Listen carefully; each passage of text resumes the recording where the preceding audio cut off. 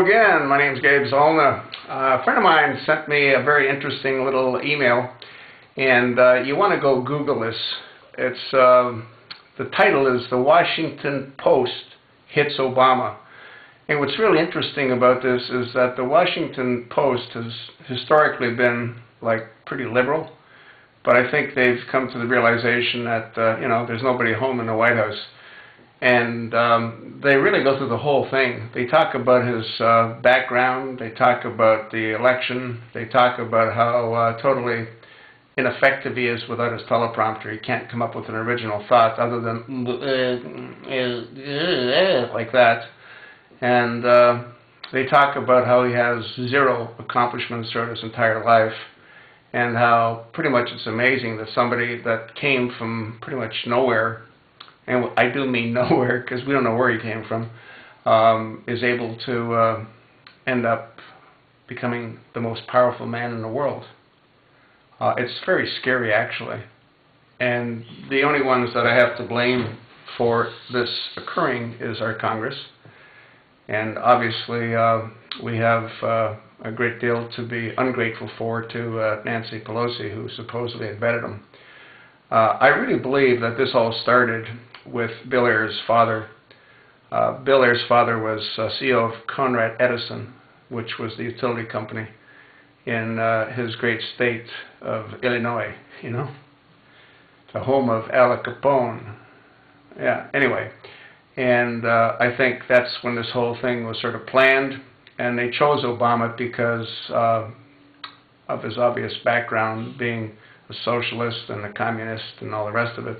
They didn't know, though, that he had homosexual tendencies, and they didn't know that he would become a drug user, and they didn't know a whole lot of things about him.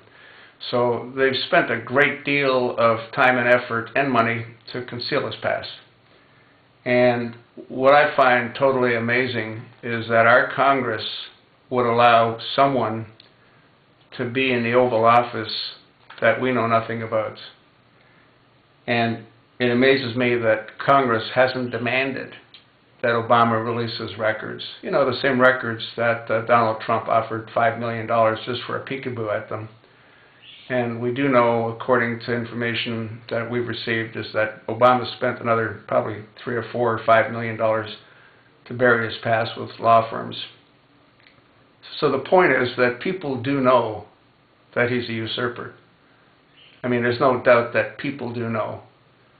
And I'm talking about people that were involved in a cover-up.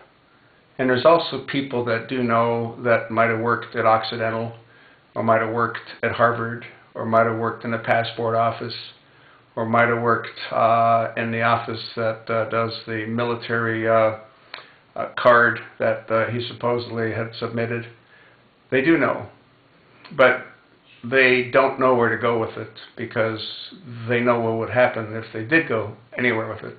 They would disappear, because the Justice Department is corrupt. It's controlled by the Less Than Honorable Eric Holder. The FBI reports to the Less Than Honorable Eric Holder. So there's nowhere to go. Now, what really has to happen is everyone in Congress has to unite. And everyone in Congress has to demand that he release his records.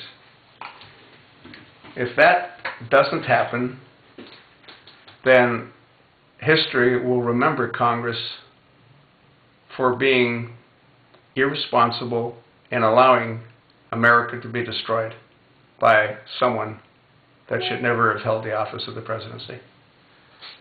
It's insane. We've got someone that's never accomplished anything in his life.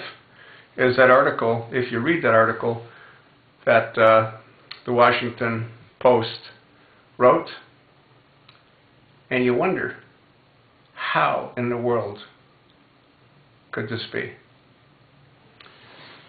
Well, I don't know what the answer is. All I know is I've done the best that I can to get the message to the American people. Unfortunately, there's only so many people that I've been able to reach. And obviously, that's not nearly enough. But most people are just concerned about surviving for the day. And when your mind works that way, they're going to find that there soon won't be a tomorrow. God bless the country, God bless America, and God give Congress the strength to do what they need to do, which is to end this madness.